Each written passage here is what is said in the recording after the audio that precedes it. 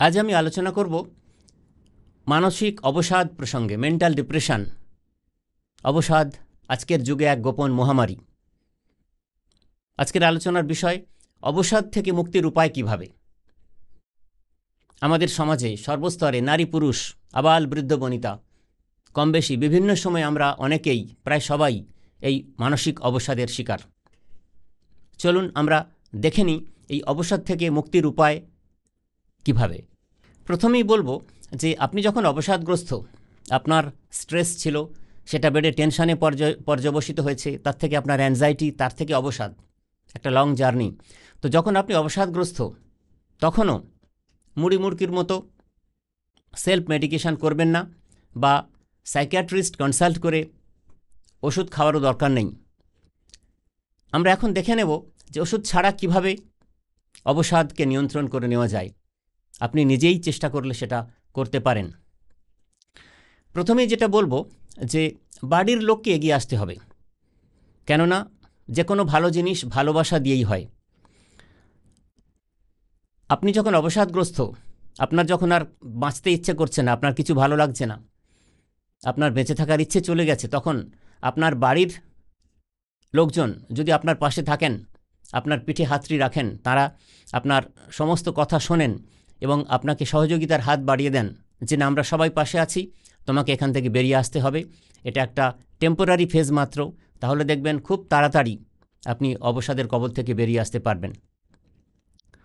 এরপর বলবো, জীবনে চলার পথে আমাদের সাফল্য ব্যর্থতা দুইই থাকবে। তো ব্যর্থতার কারণে অবসাদগ্রস্ত হওয়ার দরকার নেই। আমাদের ভাবতে হবে যে চলার পথে, কেননা জীবন একটা জার্নি, এই প্রসেস অফ সাকসেস অনেক সময় পেনস্টেকিং, পরিশ্রম সাধ্য, কষ্টসাধ্য, তো সেটাকে এনজয় করতে হবে। সাফল্য এমন একটা জিনিস, সেটা পেয়ে যাওয়ার পরে না, পাওয়া জিনিসে আমাদের বিতৃষ্ণা জন্মায়। তো আমাদের আনন্দ আসল হচ্ছে ওই প্রসেস অফ সাকসেসের মধ্যে। তো সেটাকে যদি আপনার পজিটিভ মাইন্ডসেট দিয়ে এগিয়ে নিয়ে যেতে পারেন, তাহলে আপনার মধ্যে জমে থাকা অবসাদের কালো মেঘ, আপনার মনের আকাশে জমে থাকা অবসাদের কালো মেঘ খুব তাড়াতাড়ি কেটে যাবে। এরপরে বলবো যে মিউজিক থেরাপির কথা। বিদেশে তো অনেক অনেক বছর আগে মিউজিক থেরাপি চালু হয়েছে। তো এমনি একটা কথা বলা হয় যে music is the only sensual pleasure without vice. তো গান আমাদের মন ভালো করে দিতে পারে, মনোমুগ্ধকর শ্রুতিমধুর গান। আপনি যে ধরনের গান পছন্দ করেন, মাঝে মধ্যে গান শোনার অভ্যেস করুন। সে হতে পারে লঘু শাস্ত্রীয় সঙ্গীত, হতে পারে ইনস্ট্রুমেন্টাল, ক্লাসিক্যাল, যাই হোক, বা হতে পারে লোকগান।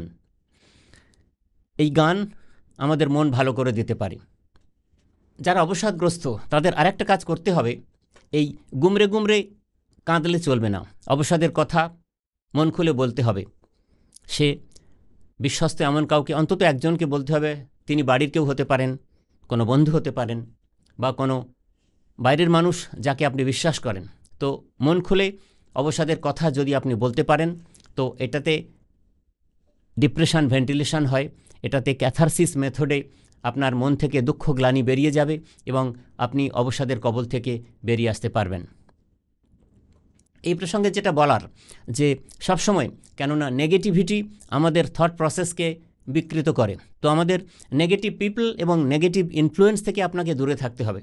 দেখবেন যে পরিবেশে আপনি চলাফেরা করছেন, ওঠা বসা করছেন যাদের সাথে, তাদের মাইন্ডসেট যদি নেগেটিভ হয়, নাবাচক হয়, তাহলে আপনিও সেই কবলে পড়বেন এবং তখন দেখবেন আপনি একজন পজিটিভ মানুষ, আপনি আস্তে আস্তে নেগেটিভিটিতে ভরে যাচ্ছেন। আপনার ভেতরটা, আপনার পারফরমেন্স কমে যাচ্ছে, আপনার ভাবনা চিন্তা কমে যাচ্ছে, আপনার ক্রিয়েটিভিটিগুলো নষ্ট হয়ে যাচ্ছে।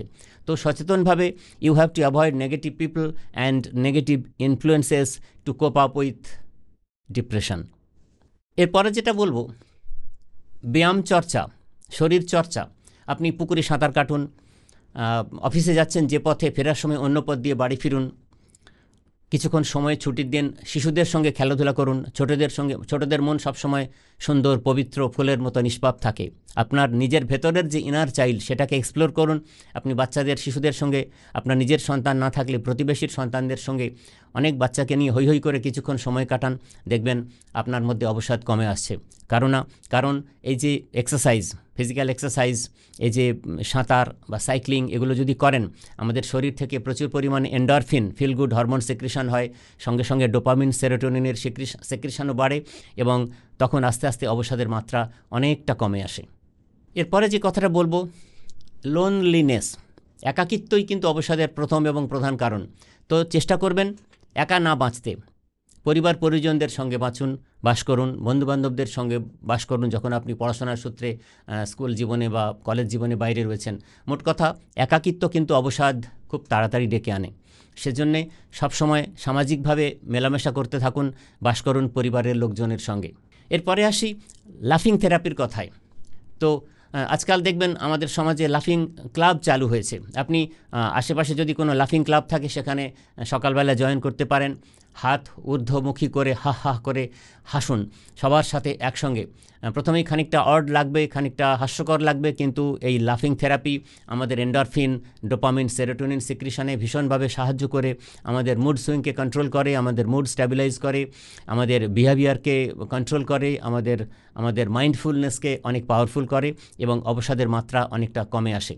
আপনি বাড়িতে তো টিভি দেখেন, তো আমাদের বাংলা ভাষায় অনেক টিভিতে অনেক অনুষ্ঠান হয় যেগুলো অনেক সুস্থ রুচির জোকসের অনুষ্ঠান, বা অনেক ধরনের রিয়ালিটি শো হয় যেগুলো মূলত সুস্থ রুচির এবং হাস্যরসাত্মক। সেগুলো আপনি শুনতে পারেন, তাহলেও কিন্তু আপনার মন ভালো থাকবে।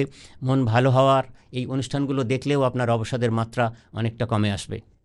মানসিক অবসাদ কাটাতে ধর্মীয় পুস্তক, রিলিজিয়াস স্ক্রিপচার্স বা আনুষঙ্গিক বিভিন্ন ধরনের বইপত্র আমাদের সাহায্য করতে পারে। মহাপুরুষের জীবনীও আমাদের সাহায্য করতে পারে।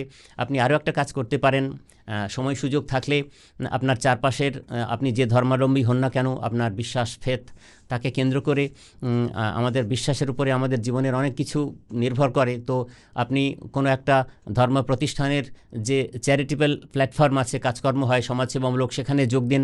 দেখবেন অন্যের জন্য যখন আপনি কিছু কাজ করবেন তখন আপনার মন স্বাভাবিকভাবে অনেক ভালো হয়ে যাবে। আপনার মধ্যে স্ট্রেস, টেনশন, অ্যাংজাইটি থাকবে না। দেখুন, সমাজে আপনি যখন বিভিন্ন ধরনের মানুষের সঙ্গে দেখবেন, তারাও দেখবেন কত দুঃখ কষ্টের মধ্যে বাস করছেন, তখন আপনার মনে হবে যে আমার থেকে তাদের থেকে আমার দুঃখ কষ্ট তো অনেক কম, আমি কেন ডিপ্রেসড, আমি কেন এত অবসাদের মধ্যে ভুগছি, এত উদ্বেগ উৎকণ্ঠায় ভুগছি। তখন অটোমেটিক এই যে অ্যানালাইজ করা, এটা করে আপনি আস্তে আস্তে নিজেকে বের করে আনতে পারবেন অবসাদের কবল থেকে। এরপর বলবো টাইম ম্যানেজমেন্টের কথা। সময়ের কাজ সময়ে করলে, দিনের কাজ দিনে শেষ করলে আর কিন্তু ক্রাইসিস হয় না, টেনশন হয় না। সে ছাত্রছাত্রী হোক, কর্মজীবী, সবার ক্ষেত্রেই আমরা প্রপারলি টাইম ম্যানেজ করতে পারি না বলেই আমাদের স্ট্রেস হয়, টেনশন হয় এবং তার থেকে কালক্রমে অবসাদ ডেকে আনে। তো time management is all about life management. আর যেটা করতে পারেন, যারা খুব অবসাদগ্রস্ত তারা প্রত্যেকে রাত্রিবেলা শোয়ার আগে ডায়েরি লিখতে পারেন। সারাদিনের যা যা ঘটেছে, আপনার মনের মধ্যে কী চলছে, নেগেটিভ পজিটিভ সবটা মিলেমিশে। এতেও কিন্তু খুব সুন্দরভাবে স্ট্রেস ভেন্টিলেশন হয় এবং অবসাদের মাত্রা অনেকাংশে কমে আসে। আপনাকে ওষুধের শরণাপন্ন অন্তত হতে হয় না। শেষ করার আগে একটা কথা বলবো, সেটা হচ্ছে যে যখন মানুষ অবসাদগ্রস্ত হয় প্রচণ্ড, তখন আর কিছু করতে ইচ্ছে করে না, আলস্যপ্রবণ হয়ে ওঠে। তো আপনাকে যেটা করতে হবে, ছুটির দিনগুলোতে আপনাকে নিজের ঘরবাড়ি আপনি সুন্দরভাবে, আলমারি, বইপত্র সুন্দরভাবে পরিষ্কার পরিচ্ছন্ন করুন, গুছিয়ে রাখুন। মোট কথা, আপনার গৃহকে সুচারুভাবে সুন্দর করে সাজিয়ে রাখুন। আপনার বাড়ির পেছনে যদি সামান্য একটু বাগান থাকে, কিচেন গার্ডেন থাকে, সেখানে আজকাল তো ভেজালের যুগ জানেন, সেখানে আপনি ফলমূল, শাকসবজি একটু চাষ করুন, যে খাবারগুলো খুব স্বাস্থ্যসম্মত এবং যে খাবারগুলো আমাদের শরীরের পক্ষে খুব ভালো, অন্তত ভেজালের বিষ থেকে আপনি বাঁচতে পারবেন।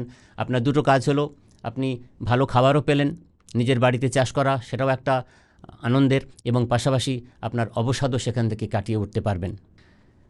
এরপরেও যদি আপনার অতিরিক্ত সময় থাকে সপ্তাহান্তে, আপনি কাছে পিঠে যেসব নন গভর্নমেন্ট অর্গানাইজেশন, যেসব এনজিওস সমাজের জন্য প্রকৃতপক্ষে ভালো কাজ করছে, সমাজসেবামূলক কাজ করছে, সমাজের উন্নতিকল্পে কাজ করে চলেছে, সমাজের ভালোর জন্য, এনলাইটেনমেন্টের জন্য কাজ করে চলছে, শিক্ষা স্বাস্থ্য প্রসারে, তাদের সঙ্গে হাতে হাত মিলিয়ে কাজ করুন। দেখবেন অন্যের জন্য যখন আপনার সময়ের কিছুটা ব্যয় করবেন, আপনার অর্থ কিছুটা ব্যয় করবেন, আপনার মনের মধ্যে অনেক ফিল গুড এফেক্ট হবে এবং তার ফলে আপনার শরীরের এন্ডরফিন সিক্রিশন বাড়বে, আপনার মুড সুইং কেটে যাবে এবং কালক্রমে আপনি অবসাদ থেকে বেরিয়ে আসতে পারবেন। সবশেষে যেটা বলবো, এত কিছু করার পরেও যদি মনে হয় যে আপনার অবসাদ থেকে বেরিয়ে আসতে পারছেন না, তখন আপনি তখনও আপনার কিন্তু ওষুধ নেওয়ার প্রয়োজন নেই। আপনি যান ক্লিনিক্যাল সাইকোলজিস্ট বা কাউন্সেলিং সাইকোথেরাপিস্টের কাছে, তাদের পরামর্শক্রমে যে পদ্ধতিগুলো তারা বলবেন, যে থেরাপিসগুলো তারা দেবেন, সেগুলো যদি কনসিস্টেন্টলি আপনি কিছুদিন ফলো করেন, 15 দিন 1 মাস, তাহলে অবশ্যই আপনি অবসাদ থেকে বেরিয়ে আসতে পারবেন। অবসাদ যদিও গোপন মহামারী, বিশ্বজুড়ে মহামারীর আকার নিয়েছে, আমরা যদি সামাজিকভাবে এবং পারিবারিকভাবে সচেতন হই, তাহলে আমরা অবশ্যই এইসব পদ্ধতিগুলো ফলো করে অবসাদের কবল থেকে আমরা পুরোপুরি মুক্ত রাখতে পারি আমাদের সমাজ জীবনকে, আমাদের ব্যক্তি জীবনকে, আমাদের পরিবার জীবনকে। ধন্যবাদ।